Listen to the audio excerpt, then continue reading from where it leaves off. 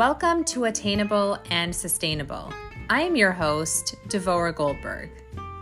In this podcast, I guide my listeners through a deeper look into the parallel paradigm of Hollywood love and the Jewish perspective of healthy love and relationships, something which is truly attainable and sustainable for all. Thank you for joining.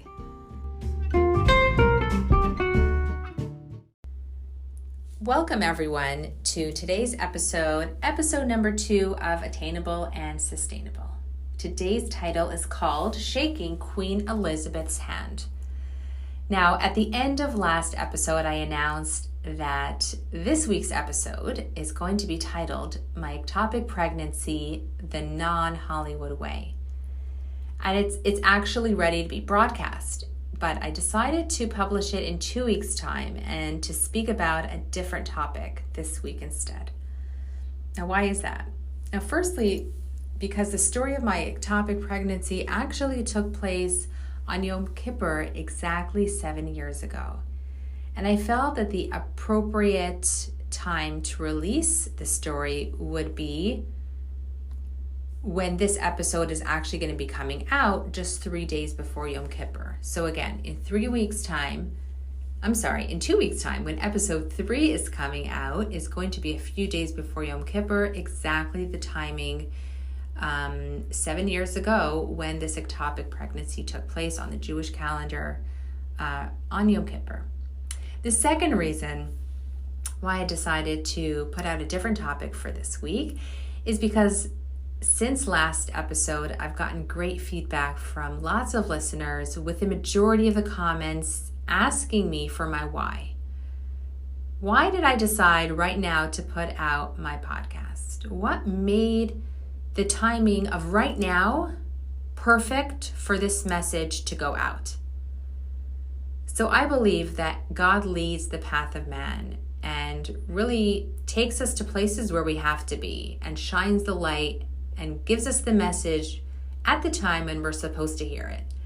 I recently took a podcasting course by Kathy Heller. I definitely suggest you check it out. It's a complete, total game changer. And listening to the podcast just made me realize that, yep, the timing is right. I had that gut feeling that now's the time. Now, to be super honest with you, if you would have asked me just a few months ago if I would ever do a podcast, I would have given you a resounding no. Yes, I love to speak. I love public speaking. I'm passionate about my message. But me? Podcast? But apparently, the timing and the message was right. I was ready to hear this message from Kathy and realize that this message is supposed to go out. The timing is right, and I decided to throw myself into this incredible experience, an experience and journey that I'm having right now with you. And I really thank you for being here. So, what is my why? What is my story? I grew up in Toronto in a Jewish, religious, and Hasidic home. My parents both came from traditional Jewish backgrounds and became religious and Hasidic in their late teens. Thus, they adopted this way of life, and they raised our family, myself, and my 13 siblings with those same values. Now, my parents kept our home very insular, with limited access to outside influences.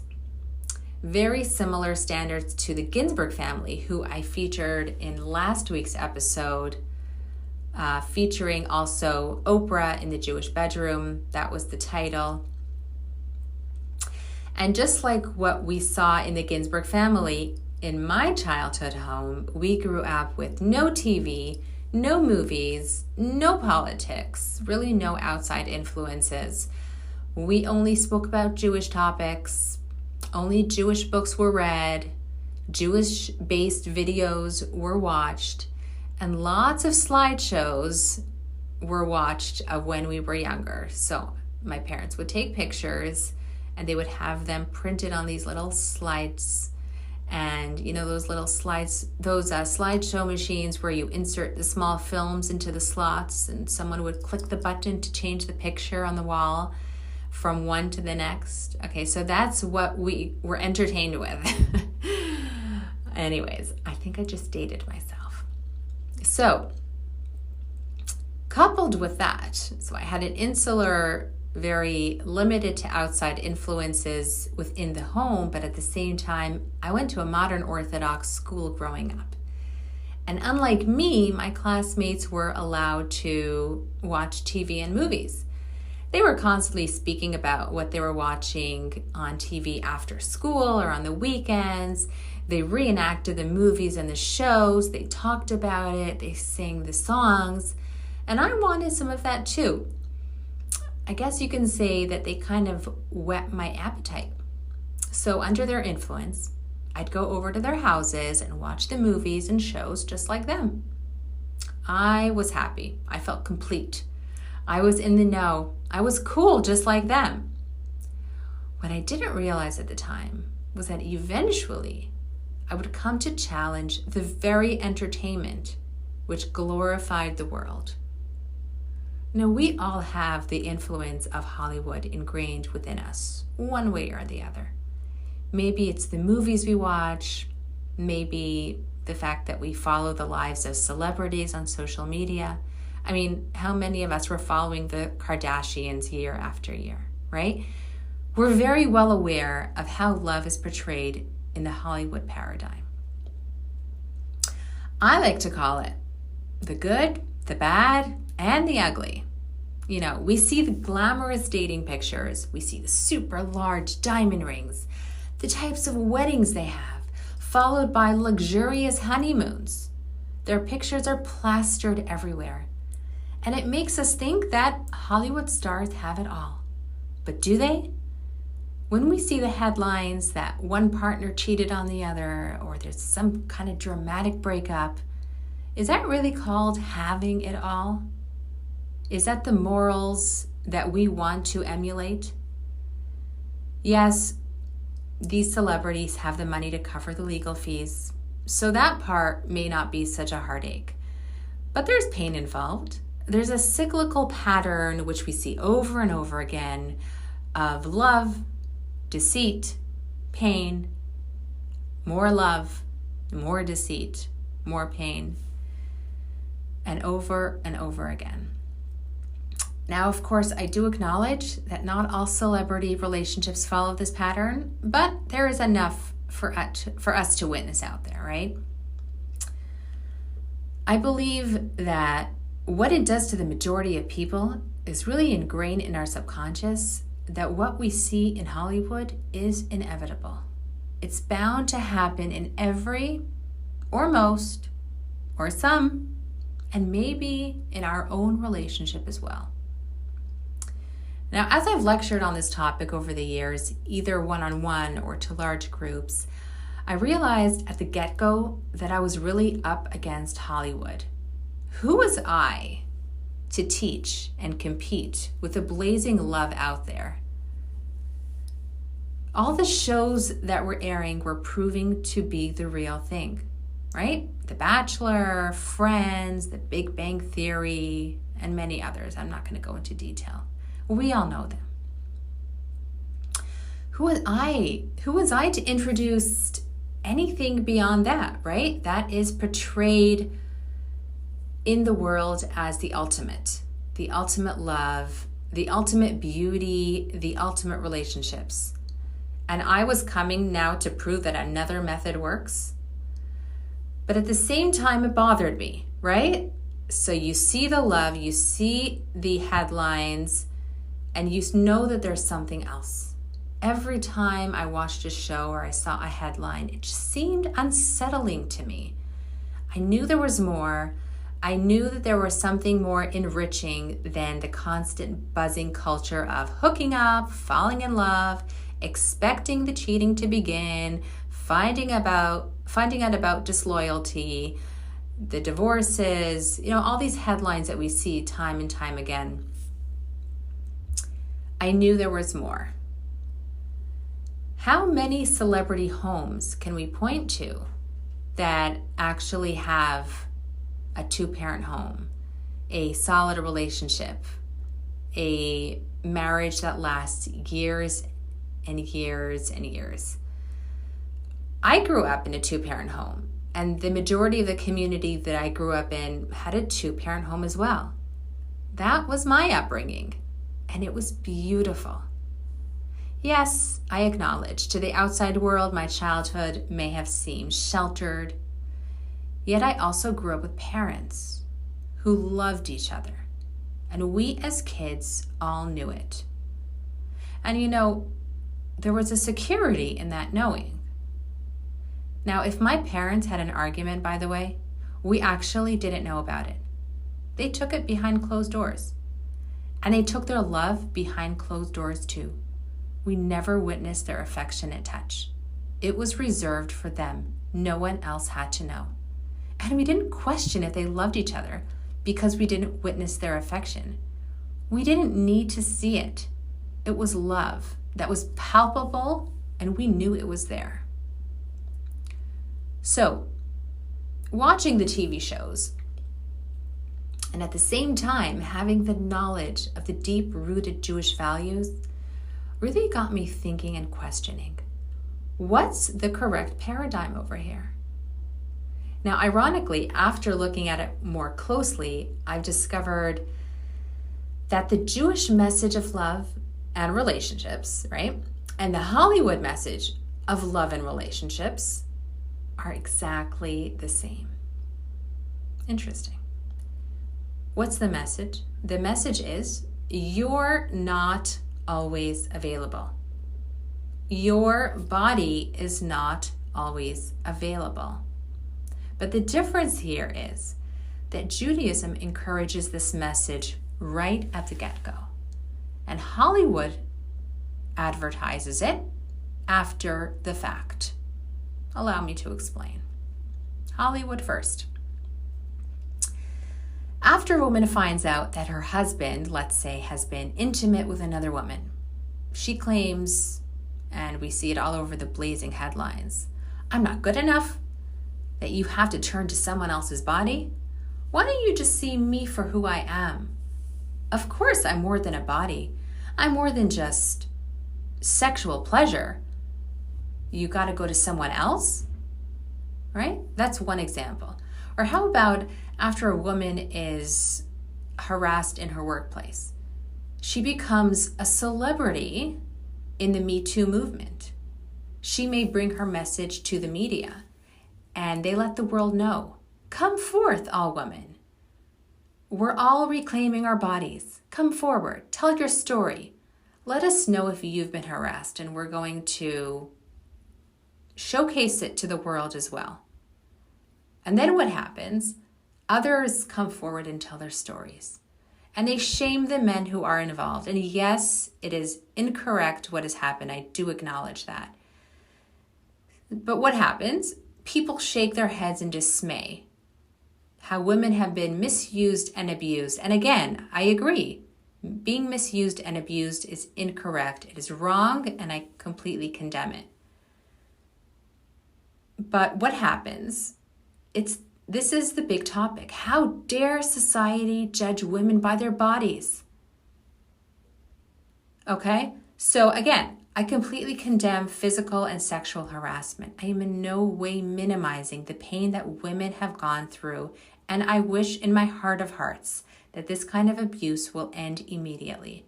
But what I'm focusing on right now is the timing of this message. Why do we wait for afterwards to tell women that you're more than your body? And one more example, the message of abortion. Yes, this is an episode on its own. It's probably 10 episodes on its own. But what am I bringing out here? The media is claiming what? That women should have a say over their bodies. Really? Of course women should have a say over their bodies. But maybe these women should have had a say over their bodies before they got into bed. And this pregnancy became a capital oops. So how's the Hollywood marketing coming along? Have they helped women reclaim their bodies? Have they stopped the fact that any man can touch any woman at any time? No, because that's a Torah value. That's the Jewish way of life that Hollywood is missing. Okay, so now it's Judaism's turn. What does Judaism teach us? It teaches us not to wait for after the fact. Practice and claim to the world that you are not available right at the get-go. Your body is not for everyone. Before you leave your house in the morning, take a good look at yourself in the mirror. Look at yourself in the mirror and tell yourself that you are a creation of God, literally created in His image. You're unique and your body is yours. It's not for everyone to see. It's not for everyone to feel, and it's not for everyone to touch. Choose your clothes wisely. Cover up what's supposed to be private. And you know what? Those around you, at work, on your errand runs, in business meetings, will be more apt to see you for who you are than be attracted to just your body. And be clear to those around you that you're not available. The casual rub on the shoulder, the light peck on the cheek. I know it seems trivial and I may seem really radical right now, but that's okay. We never know what feelings we are stirring in the other when those little forms of physical touch are happening. We really never know. So again, Judaism tells us what? You're not always available. Your body is yours and you get to keep it sacred. It's designated for marriage, for your spouse. It's unique, it's private, and it's yours. And you know what happens? People will come to respect you for your morals. People will come to respect you for your self-respect. I heard a story some time ago about Queen Elizabeth, which illustrates this point very well. And I think it's very timely because, as we know, the Queen recently passed. May she rest in peace. And here's a story that happened back in the 1980s.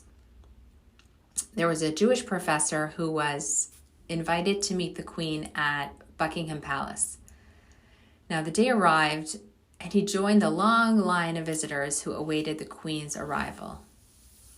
So the Queen enters, and she makes her way from guest to guest. She's shaking each person's hand and exchanging a few pleasantries with each one. Now, the professor takes this all in, and he realized that he had an issue. Not only was he a professor, not only was he a published author and a well-known therapist, he was also a religious rabbi who, living with Jewish tradition and the Jewish way of life, he didn't shake women's hands. He didn't shake women's hands out of his marriage or anyone out of his immediate family. Any touch, even a casual and innocent handshake with the Queen. So our rabbi here is faced with an issue. Here he is watching the pleasantries of everyone, man and woman shaking the Queen's hand, but his morals speak otherwise.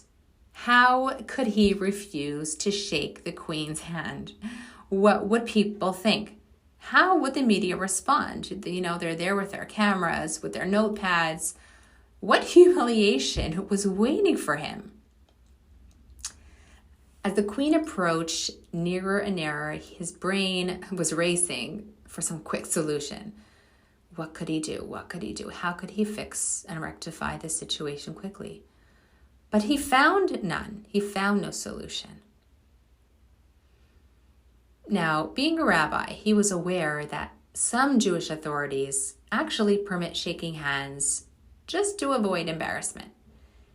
Now, he certainly didn't want to cause the queen any shame, so he decided to rely on this lenience just once.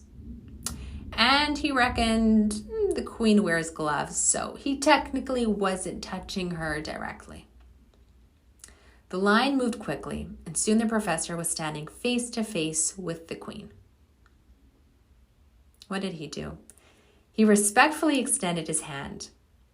And yet, the queen kept her hands to her side, and she didn't offer her handshake in return. Wow. Puzzled, yet, of course, respectful, the rabbi lowered his hand as the queen said, "I was under the impression that rabbis don't shake women's hands." The professor smiled, of course, quietly relieved. He thanked the queen as she moved on to the next guest. Now, you're probably all wondering what was going on here. Again, as I heard the story, apparently the queen was well versed in many Jewish practices because she had a personal relationship with then Chief Lord Emanuel Jakobovits. And she learned from Rabbi Jakobovits that rabbis don't shake women's hands, including herself.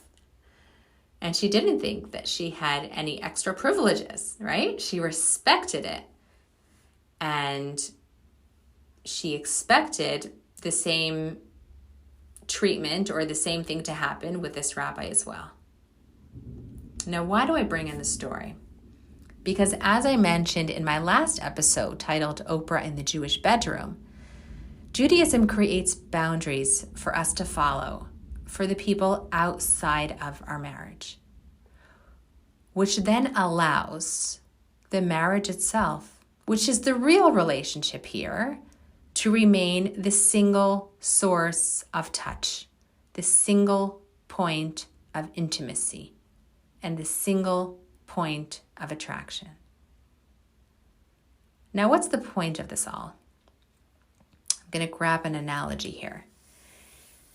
If you knew that the only place that you can get your favorite, most deliciously tasty dish is in your favorite restaurant, let's say in the Caribbean, and the only time that you were able to get there, meaning go visit this restaurant, was when you were on vacation.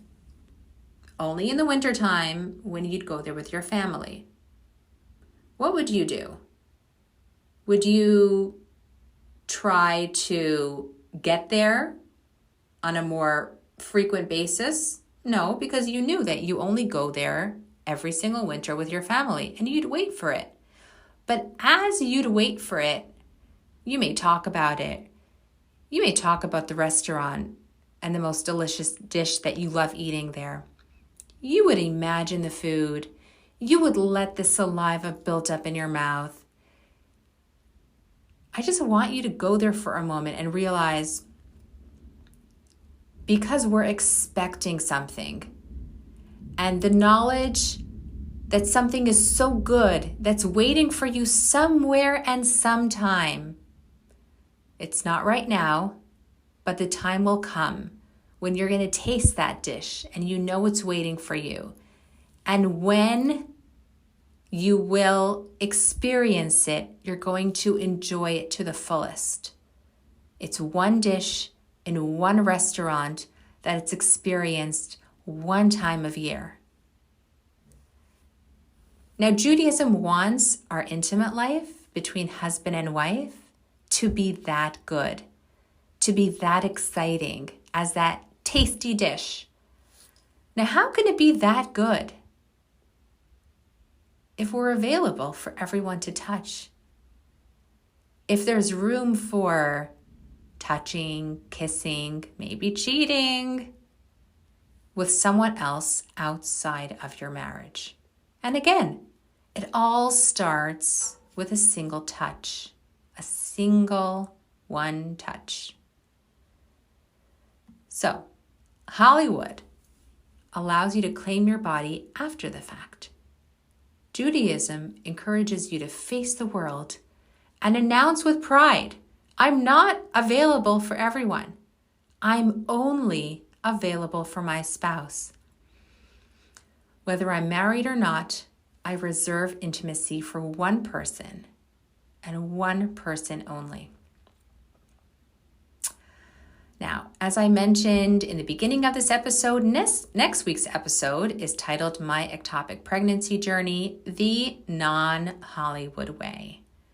I'm excited to share this story with you. Make sure to share this podcast with others who you know will enjoy this week's episode and the coming episodes as well.